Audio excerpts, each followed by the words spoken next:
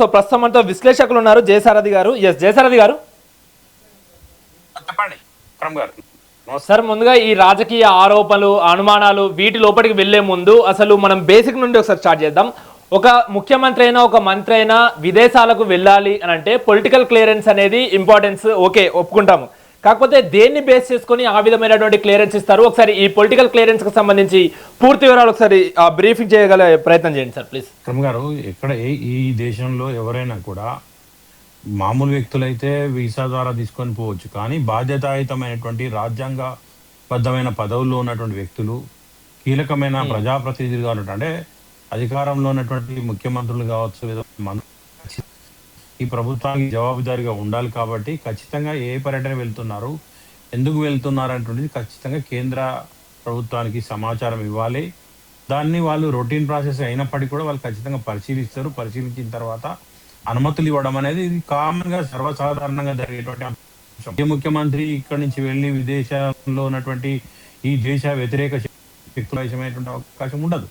ఈ దేశానికి నష్టం చేసేటువంటి వాళ్ళతోనూ సమావేశమైన పరిస్థితులు ఉండదు. సాధారణంగా వాళ్ళ టూర్ షెడ్యూల్ మొత్తం కూడా అక్కడ అందజేస్తారు. అక్కడ వెళ్ళిన తర్వాత అనధికారికంగా ఎవరైనా కలిస్తే అది వేరే విషయం. అది వారి యొక్క విఘ్నత, వారు చేస్తారా చేయరా ఆ స్థాయిలో ఉండే అనేది మనం ఆలోచించుకోవాల్సిన అవసరం ఉంటుంది.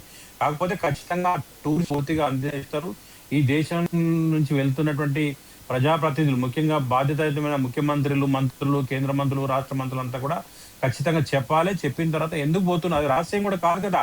ఈ దేశ ప్రయోజనాలకు లేదా ఈ రాష్ట్ర ప్రయోజనాలకు ఉపయోగపడే విధంగానే వారి పర్యటనలు ఉంటాయి అనేటువంటిది అందరికి తెలిసిన విషయమే. ఆ కోణంలోనే ఆలోచించి వెళ్తారు. కాకపోతే ఇక్కడ ఆయన ఇచ్చినటువంటి షెడ్యూల్ మొదటిది ఇక్కడ ఉన్నటువంటి రాష్ట్ర ప్రభుత్వం కూడా అటు లండన్ లో అమెరికా పర్యటనలో కానీ కొన్ని ప్రముఖ విద్యా సంస్థలతోటి భేటీ అవుతానని మాత్రం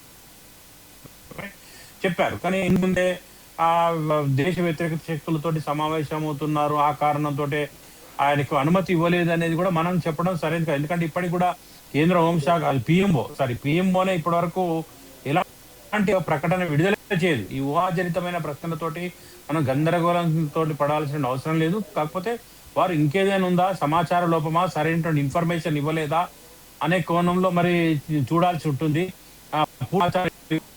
ఇంకేదైనా జరగలేదా అనే కోణం ప్రస్తుతం ఉండాలి. అంతే తప్ప గందరగోళంగా సృష్టించేటువంటి ఎవరు కూడా ఊహాగానాలు చాలా వస్తాయి సోషల్ మీడియాలో, అక్కడ ఇక్కడ వస్తాయి. అవన్నీ నమ్మడానికి వీలేదు. ఎందుకంటే అది ఒక రాష్ట్ర ప్రధానమంత్రి కార్యాలయం ఇచ్చేటువంటి అనుమతి, అది రొటీన్ ప్రాసెస్ లో జరుగుతుంది. వాళ్ళు ఏ కారణంతో ఇవ్వలేదు, లేదా వీళ్ళు లాస్ట్ మినిట్ లో షెడ్యూల్ ఇచ్చారా, షెడ్యూల్లో జరిగిన మార్పులను మరి పూర్తిగా తెలియజేయలేదా, మరి ఇలాంటి కోణంలో తప్ప. చెప్పండి, జనరలైజ్ చేసి చెప్పండి. ఒక ముఖ్యమంత్రిని వెళ్ళనివ్వకుండా ఇలా పర్మిషన్ క్యాన్సిల్ అయింది అంటే ఏ కారణాలు ఉండి ఉంటాయి? ఒకసారి ఒకవేళ వెళ్ళకపోతే రెండు అంటే, ఒకటి ఇచ్చినటువంటి షెడ్యూల్లో ఏవైనా ఈ దేశానికి నష్టం చేసేటువంటి వ్యక్తులతోటి సమావేశం అయితే ఖచ్చితంగా దాన్ని కేంద్ర ప్రభుత్వం అడ్డుకునే అవకాశం ఉంటుంది. అలా ఈ అక్కడికి వెళ్ళేటువంటి షెడ్యూల్ లేకపోతే, ఎవరితో వెళ్తాం అనేటువంటి విషయాన్ని స్పష్టంగా చెప్పకపోతే, లేదా చివరి నిమిషంలో షెడ్యూల్ మార్చుకొని మళ్ళీ ఒక షెడ్యూల్ ఇచ్చి మళ్ళీ ఒకటి మాత్రం రెండు విషయంలో కేంద్రం క్లారిటీకి రాకపోతే, ఇలాంటి సందర్భాలు మాత్రమే ఈ బియ్యం ఉంటుంది తప్ప ఇష్టమైన షెడ్యూల్ ఇచ్చి ఆ తోటి సమావేశం దేశ ప్రతిష్టకు కానీ దేశానికి కానీ భంగం కలిగించే వ్యక్తులు, సంస్థలు ఉంటే ఎలాంటి ఆటంకాలు లేకుండా కేంద్ర ప్రభుత్వం పిఎంఓ అనుమతిస్తుంది. అట్లా కాకుండా ఈ కమ్యూనికేషన్ గ్యాప్ లో కూడా జరిగి ఉంటుందని నా యొక్క అంచనా. ఎందుకంటే ఒక రాష్ట్ర ముఖ్య బాధ్యత దేశానికి వ్యతిరేకంగా కలుస్తాడని లేదా ఆ సంస్థలు మీట్ అవుతున్నారని షెడ్యూల్ సమర్పించిన అనుకో, అక్కడ వెళ్ళిన తర్వాత ఏమైనా అనుకోకుండా వేరే వ్యక్తులతో కలిస్తే కానీ ఇప్పుడు ఈ దేశానికి భంగం కలుగుతో సమావేశ మంత్రి కార్యాలయానికి తెలియజేసి, కానీ వీరు వచ్చి ఆపిన వాళ్ళు అది వ్యతిరేకంగా పనిచే సంస్థలు వ్యక్తులతో అలా విషయం అవుతుంది. ప్రాసిక్యూట్ కూడా ఉంటుంది.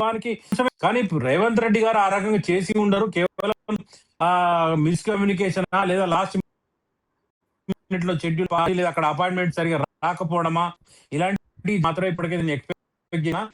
మరి ఇంకో కోణంలో అయితే నేనైతే ఆలోచించడం లేదు. ఒక కేంద్ర ప్రభుత్వం ఎలిగేషన్లు చూపియాల్సి ఉంటుంది. దాని విషయంలో అంత పెద్ద తప్పుకు కనుక రేవంత్ రెడ్డి గారు పాల్పడి అక్కడ అధికారులు కానీ, ఆ మీటింగ్ ఏర్పాటు చేసిన వ్యక్తులు కానీ లేదా బాధ్యులైపోతారు. దానికి పెద్ద వస్తుంది. దానికి చట్టపరంగా కూడా చర్యలు ఎదుర్కొంచాల్సి ఉంటుంది. అక్రమ్ గారు.